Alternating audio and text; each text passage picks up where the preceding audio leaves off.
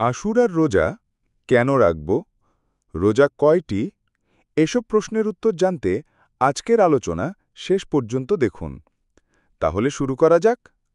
হজরত আবদুল্লাহ ইবনে আব্বাস রাদিয়াল্লাহু বলেন, আমি রাসূলুল্লাহ সাল্লাল্লাহু আলাইহি ওয়াসাল্লামকে রমজান ও আশুরায় যেরূপ গুরুত্বের সঙ্গে রোজা রাখতে দেখেছি, অন্য সময় তা দেখিনি। সহিহ বুখারী।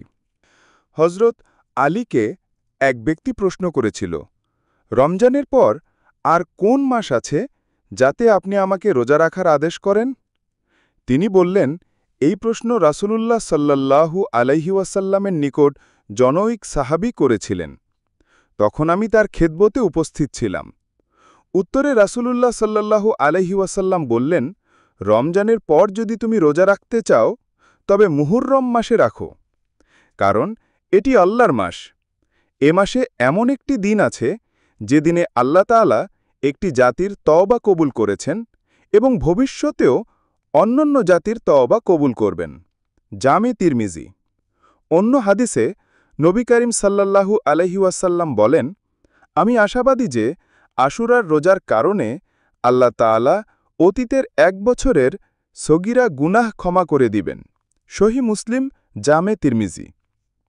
আশুরার রোজা সম্পর্কে এক হাদিসে আছে যে, তোমরা আশুরার রোজা রাখো এবং ইহুদিদের সাদৃশ্য পরিত্যাগ করে আশুরার আগে বা পরে আরও একদিন রোজা রাখো।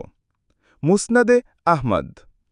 হজরত আবু হুরায়রা রাদিয়াল্লাহু থেকে বর্ণিত, নবী করিম সাল্লাল্লাহু আলাইহি ওয়াসাল্লাম ইরশাদ করেন, আমি আগামী বছর বেঁচে থাকলে ৯ তারিখেও অবশ্যই রোজা রাখব।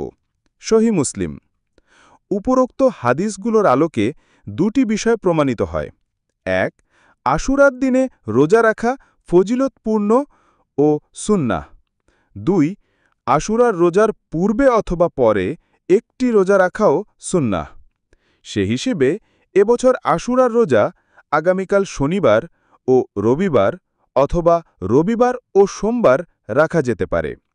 তবে ৯ ও ১০ মুহররম শনি ও রবিবার রোজা রাখা উত্তম হবে, কেননা প্রিয় নবী প্রত্যাশা ব্যক্ত করেছিলেন, আমি যদি বেঁচে থাকি অবশ্যই ৯ মুহররম রোজা রাখব। নবীর প্রত্যাশা বাস্তবায়ন করাও সুন্নাহ। আশুরার রোজার বিষয়ে উলামায়ে কেরামের আরেকটি মত হচ্ছে, ৩টি রোজা রাখা মুস্তাহাব। যেহেতু সাহিহ ইবনে খুজাইমা ও তিরমিজি শরীফে হজরত ইবনে আব্বাস থেকে বর্ণিত রেওয়ায়াতে পাওয়া যায়, তোমরা ইহুদিদের বিপরীত আশুরার দিনে এবং আগে ও পরে একদিন রোজা রাখো।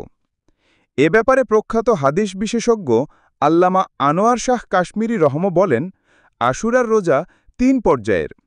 ১. আশুরার দিন পূর্বে ও পরে একটি মোট ৩টি রোজা রাখা, এটি সর্বোত্তম।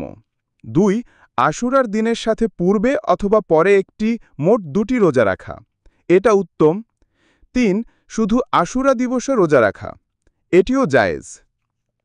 দেখুন আল্লামা কাশ্মীরি লিখিত শরহি তিরমিজি।